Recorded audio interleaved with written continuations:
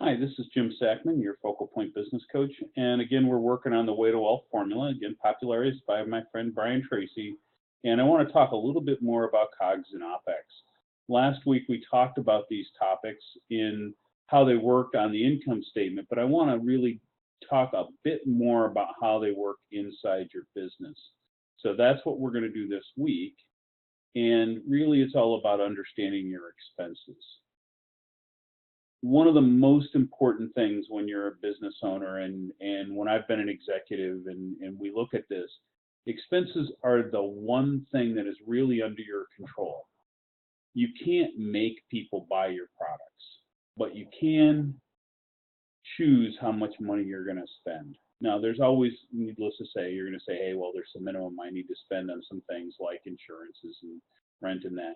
Yes, but in general, expenses are directly under your control. Revenue is not.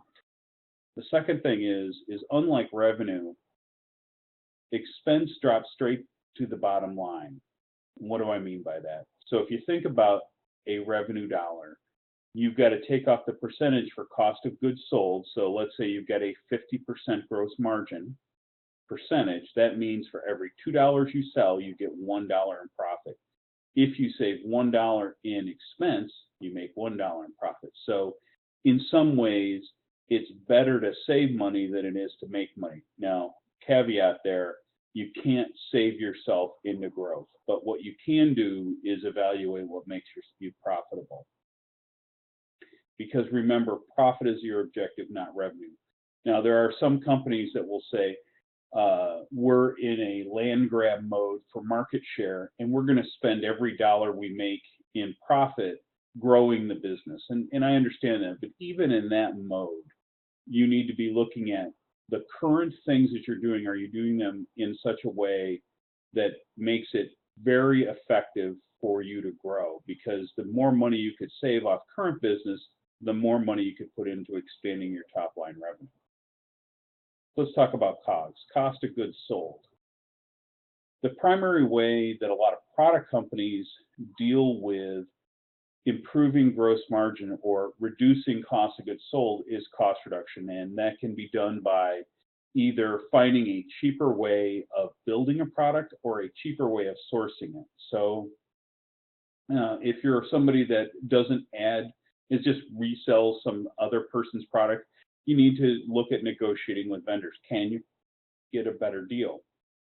And in some cases, that can have to do with terms and conditions, not strictly with price. Can you get them to bill you on a longer term?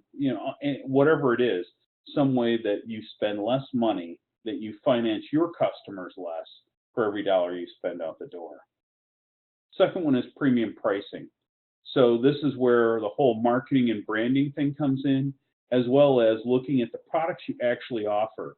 If you look at your products, can you derive a premium in particular in a specific target market, which is why we talk about target markets? Can you charge more? Now, when I say that affects COGS, it affects it as a percentage. It doesn't really reduce your costs, but what it does do is it allows you to charge more for the same dollar spent. So you improve your gross margin percentage, which from my standpoint provides you more gross margin dollars, which looks like in a lot of ways a cost reduction. There's plenty of ways to do that. Provide premium features, provide interesting features, target individual versions to individual types of customers, and find premium brands to work with. Those are all kinds of things you can do to provide premium pricing.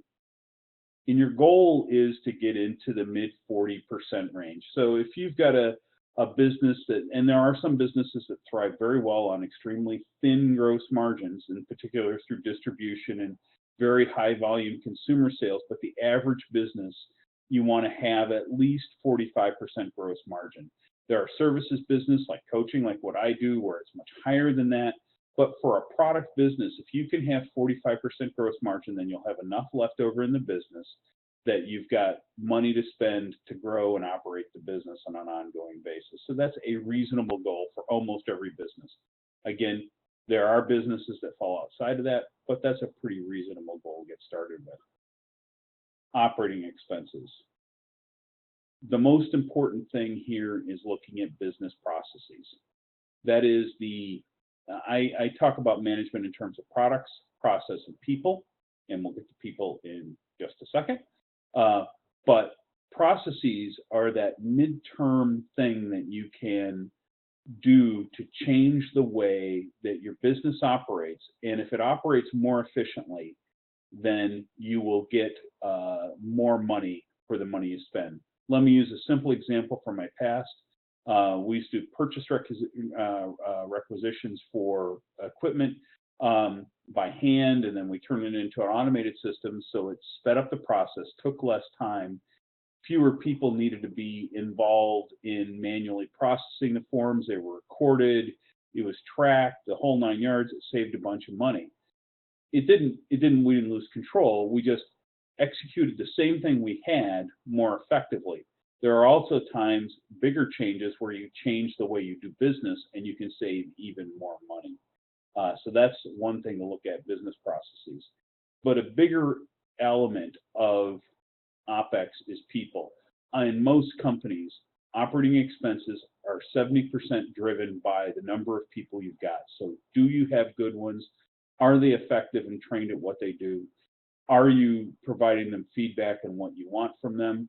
I spend a lot of time with customers recently talking to them about the effectiveness of their people and how they manage them, what they do to get them on track, how they can make them even better employees for themselves.